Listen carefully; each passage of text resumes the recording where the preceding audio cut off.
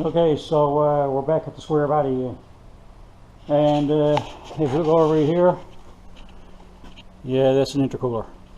So we're not very much light there. It's a little bit of light there.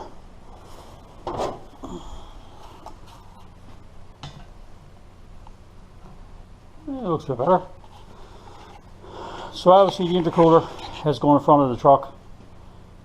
So anyway, we're going to see, although I know we've after mounting the tranny cooler here and some stuff, so I'll figure out how to get it plumbed in with the intercooler piping afterwards. But for now I'm going to remove this and just see can I get it in there behind or some way.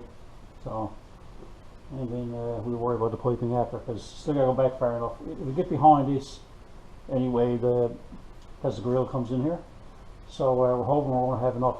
If not, there's always an option to move the radiator back, but didn't really want to do that. There's lots of room down there. You see, could have almost just could have put, well, so the cooling fan's got to go on it yet, but it got to be like 14 inches there. So anyway, we're going to pull that bracket off and see if we can get it in there. We'll check it out shortly. Okay, so as you can see, we removed the brace and we removed, as you can see over there on the floor, we removed the transmission cooler. I'll probably relocate it over that way in a little while. I had, kind of interesting, the brackets on the rad sport, they kind of slope outwards on the bottom, so there's less room to put these on the bottom. So I flipped it over, and I'm not actually sure if there's the air goes in. It's supposed to clean on the bottom and cool, but I mean this is all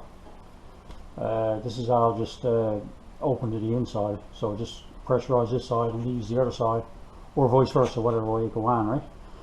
But anyway, I'm going to flip it upside down. You look at it right here. There's a hole here. And look what's on the other side of it. Turbo's right there. So anyway, we got a hole almost directly there, which will be great for plumbing it in. And we come over this side here. There's a hole there too, but as you can see, oh, he's up there now. You know, like I said, always got to be looking ahead, but anyway, as you can see right there, my PCM is there, which is not actually too bad, because I can either turn that or make a bracket to slide it over or anything, but at the time it was a great spot to mount it. But I do have some extra spots I can put it, so that's where we're at. So anyway, we just put two jack stands on it to hold it up for the bottom right now. Just a couple of mounting tabs here. Looks like it should be, just put a bracket down and bring it down and screw it on there. There could be all that there is to it, but anyway, I think that's how we're going to make it work anyway. Still gives us some room to get out there. So anyway, right now we just lay the grill back in, make sure it's not hitting the grill, and if that's it, we'll start making some mounting brackets. Okay, so nothing out of the ordinary. Threaded pipe and piece welded down to it, and I'll be doing, I got one done, fill a hole down through there, and I don't know, as you can see, we got it right there. So we got it mounted up on the top of the rad sport, so I'll hold the top on. And we have the other one to do right here. So once that gets two things put on, all you have to do is find some way to attach the bottom. So still got a bit of work to do yet, but as you see, it fits in behind here now. And I put some two-way foam tape there. Get that under behind it, just in case it does, because it's pretty close to it. But I mean, other than that, should be enough room to get our hoses on, and see we're going to have drives. We're going to have something for this, but like I said, that's trying to come. You get this thing mounted, top and bottom, work on getting the transmission cooler back on, and then we're good.